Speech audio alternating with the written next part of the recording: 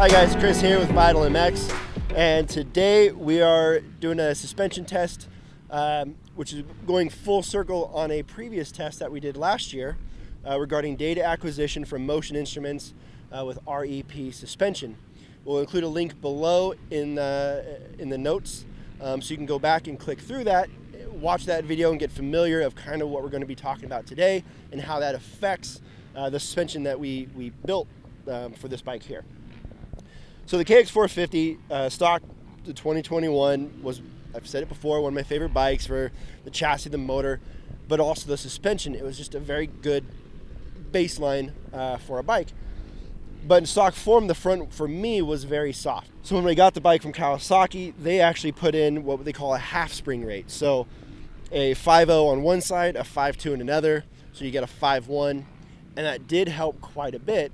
But it was still a little bit off. And today we're here at Paris Raceway, and this was one of the places that I found one of the hiccups, I guess you can say, with the suspension, is as I would go into the corner, I'd be braking, the forks would start to, they'd compress and they'd kind of be riding off the bottom.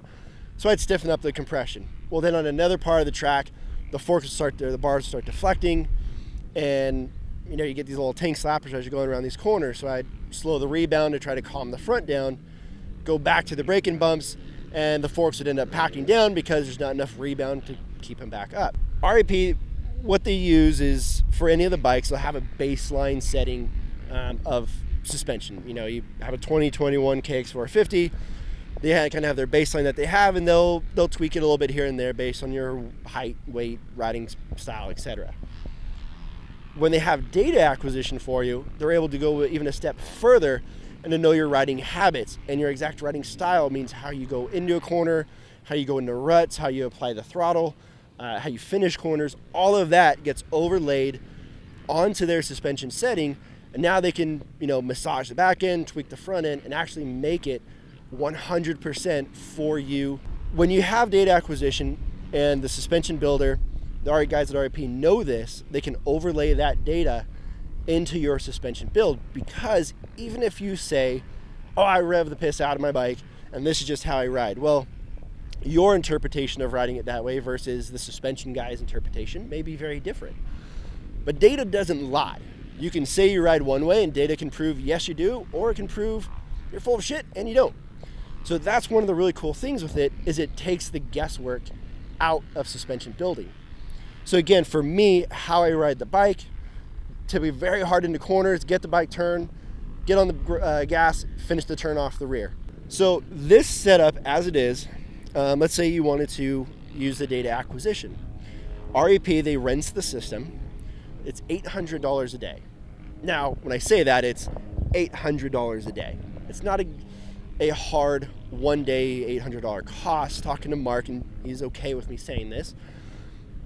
If you came down, let's say you were from out of state and you want to do a SoCal motocross trip, right? And you come down, you visit with them on Monday. They install all the system. It is pretty technical, so they do have to do it because stuff needs to be exact. They'll let you take out the bike Tuesday, Wednesday, Thursday, Friday, whatever it is, a couple of days, so that you can get your settings in, which down here is very important because you can ride Glen Helen, sandy track, very rough. You could ride Paula, a track with a lot of big jumps. You could ride State Fair, a very tacky track with tight turns. We can get all this data, and they can overlay that over the suspension build that you want on top of your height, your weight, your skill, and then kind of give notes about your riding style. So they can build you a suspension that is so exact and so perfect to you. Not a baseline, but your suspension. So what we did here and what they did for me was they took my data, we went a little bit stiffer on the shock, and we went a lot stiffer on the fork to help the forks stay up, particularly under heavy braking. So they actually went back down to a stock spring rate, a 5.0, went significantly stiffer on the valving stack, and in addition added some of their spring perches to help control the oil flow throughout the fork. The spring perches are pretty neat because they have dimples around them, so either your tuner, if they want to buy them, if you have another suspension guy, or them, they can drill out these holes, make them bigger, make more, to help get the exact oil flow that you may need. On the rear, Again, they went a little bit stiffer because I put so much emphasis on the rear on the exit of corners. We wanted to have that control so the rear sets down in, drives out through the corner. And how it felt on the bike, my initial day, as soon as I got out, the thing that I noticed most was right when I landed on the gas, the forward momentum, the forward drive of the bike was so much better. And even the stock, I thought it was great. I just didn't know how much better it could be until, again, you have something for your exact riding.